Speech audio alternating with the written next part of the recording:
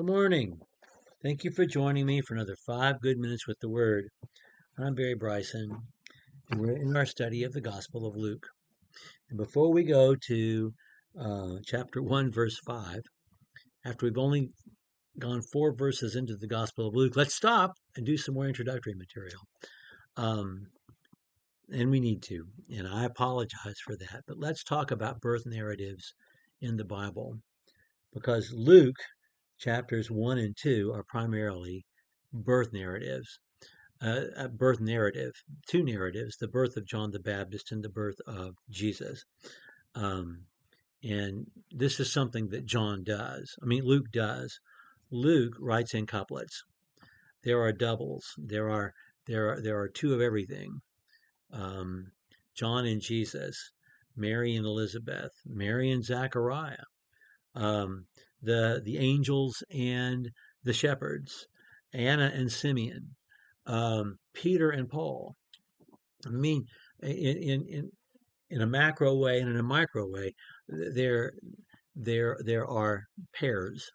That's just one of the things that he does as a historian, and I think that's maybe a conscious mnemonic device or a mnemonic device that the Holy Spirit put in there for us. I don't know, but it's there. Um, and so we have at the beginning a birth narrative, which is the longest in all the Gospels. There are only two really in the Gospels. Um, that's Matthew and Luke. Mark starts with John the Baptist. He doesn't even talk about the birth of Jesus at all. He starts with John the Baptist, Jesus' baptism, very quickly, and then gets into the story of Jesus' ministry. John goes all the way back to creation, which and before creation, which Luke kind of does too when he gets to his genealogy. But John goes all the way back in the beginning, Genesis 1:1. But he doesn't really at all ever talk about the birth of Jesus, although we get just such a wonderful, vivid account in John too, of Jesus' own mother. So we do meet his mom and meet his siblings as well. Matthew gives us the birth narrative from Joseph's perspective, which is good, um, and uh, um, and that's fine. He tells us about the Magi, the flight to Egypt. We get necessary details, but really, kind of for the Jew, since Judaism is matrilineal in the minds of a Jew of the first century and of the 21st century. The story told from Mary's perspective is pretty important. Birth narratives go all the way back to the book of Genesis, and they are important from the book of Genesis onward. The birth of Isaac, the birth of Jacob and Esau, the birth of Samuel, the birth of Samson. The theme of the closed womb. Um, those are themes throughout the Old Testament, and then the child of promise that is born is in some way special, and we learn about that, and that's been throughout God's narrative, God's account, God's eternal plan.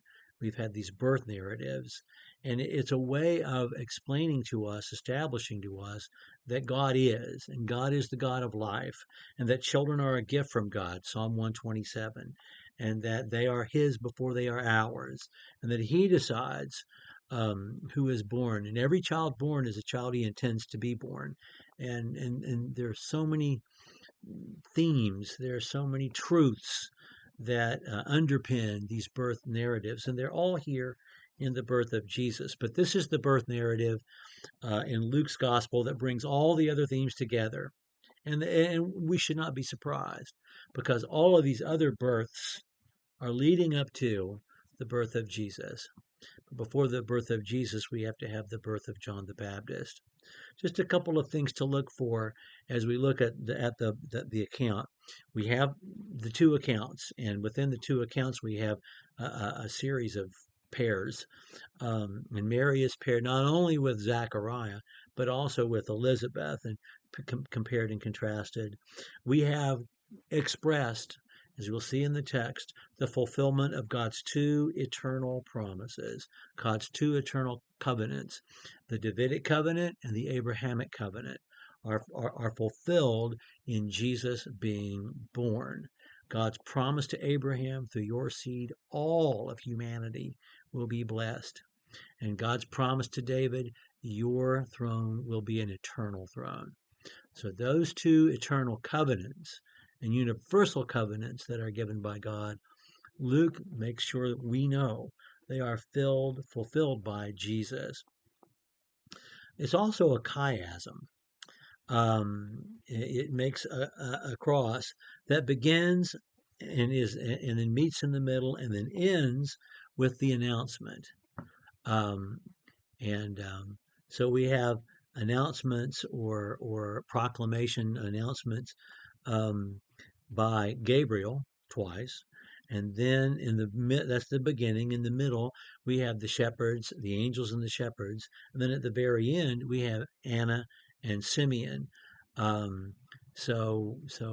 We have three that are extraterrestrial, that are heavenly, Gabriel and the chorus of angels, and three, the shepherds, Simeon and Anna, who are humans and terrestrial and common folk, and we have three of each: two heavenly, a heavenly and an earthly, and then two earthly.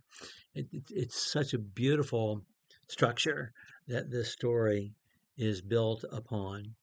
And we're going to have contrasts. Look for the contrasts in, the way Mary receives the Annunciation versus the way Zechariah receives the Annunciation. Um, and, um, and we see in this birth narrative, more so than in any other birth narrative, except perhaps the Isaac birth narrative. Um, we see people just encountering the divine, and they're fully realized, so that we know Zechariah, we know Mary, we know Elizabeth, we know this old priest, we know this young girl, and we know this mature woman, and we know them fully, as they are fully realized in this highly structured, deeply theological account of the birth of Jesus, which will fulfill God's eternal covenants. Okay, we're going to begin with verse 5 next time. Thank you for joining me for another 5 good minutes with the Word.